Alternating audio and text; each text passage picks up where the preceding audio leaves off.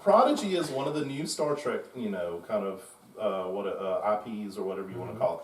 It's on Nickelodeon of all places, so it was like, okay, I'm gonna go into this like thinking this is gonna be fun. It might be a kids show, but it's gonna be animated. But why not? Give it a try. Because Clone Wars, it started out for kids and it grew over time. Rebels was the same thing. But sidebar, the new Transformers that's on Paramount Plus. Has anybody heard of this? No. Just don't look it up. Don't even do it. Is it bad? I couldn't even make it through the first episode. Oh wow! It's as in awful. Transformers. Yeah, it's about Transformers. An animated Transformers. Yeah, it is. For animated. For one, it's very juvenile. It's way I hate juvenile, that. but it's just dumb. The premise doesn't even make sense. It's bad. Don't do it. Anyway, Prodigy absolutely turned into this wonderful ensemble show and had some real moments of anxiety and anticipation. The storyline, could be contrived, but it's not. It makes sense. That you haven't seen the last episode, but they really kind of wrap the whole season up with a bow, and they kind of the way that they resolve different things makes sense and is really interesting. There were moments where I literally had tears because there was emotion there, and so it was a lot better than it had the right to be. So for y'all who haven't watched it, Prodigy. The first few episodes to me feel more like Star Wars than Star Trek in that the aliens are so unlike anything else we've seen in the Star Trek mythos.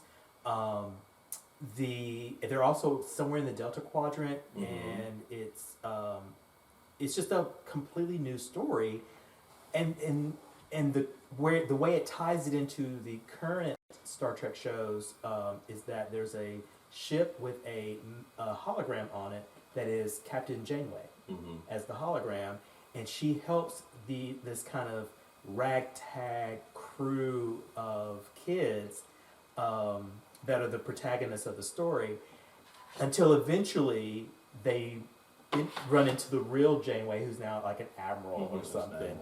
And there's this overarching story that is dangerous. Lucas said anxiety. It is.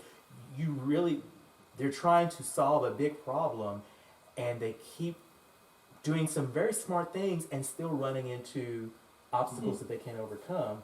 And that's with someone like Janeway on their side, and that's with a little luck, and that's with some great skills. Yeah. The storytelling is really sound. And the stakes, it's a high stakes story, but it's not universe ending. Right.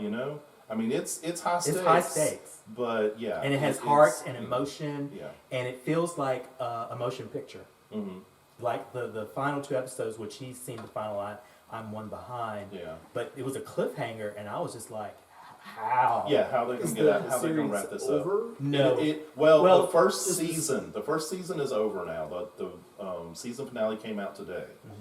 And so they're already greenlit for a season 2, and it's already in production. And the setup for season 2 is really interesting. It is a natural follow on to season 1. And it also ties in other things, because if you're watching all the new Star Trek shows now, they are pulling cool things from past shows and making them still relevant. So, for example, what's the one with Captain Pike? Oh, Strange New Worlds. Strange New Worlds, they talk about augments in that because the first officer is one. Well, one of the characters in Prodigy turns out to be an augment. And then all of that somehow tied to Soong, isn't it? To Data and all these people? Yeah, so it's neat how all that continues to weave together in these really varied stories. Yeah. So, they do have a couple of Voyager callbacks that are really clever. They're really well placed. Chakotay is in there at some point. Yeah. There's some really... I mean, kind of, yeah. He's not a big part of it. So I will say that there is a thing that I don't like right now. It seems to be kind of the theme moving forward in a lot of these is universe ending. not every story has to be universe ending for me, and that is a bit annoying. Yeah. Because it's kind of like, okay, you just saved the universe last week. Well, luckily this one isn't universe ending. How did we survive? Although it is Thousands and thousands and thousands and millions of years. this one's just Federation ending. I'll say that much at least, but it's not universe it's a threat ending. to the Right. It's a threat to the Federation. Well, that's different. And I think they just did it really well. It has high Yeah. stakes, as Lucas said. Well, and the reason that the reason reason makes is so sense, good. The reason is really interesting. Yeah. Yeah, but it is Federation is really the one And there's that's just threatened. there's some great espionage in there. There's some really beautiful character development. There's characters making really great choices. Yeah. A lot of self-discovery about the different characters. So yeah. So my point is that it seems that the more they try to do some fresh stuff, we're getting some really, really interesting things. The more they try to lean into pleasing fanboys and writing fan fiction, and, it just seems like it's just not working, right?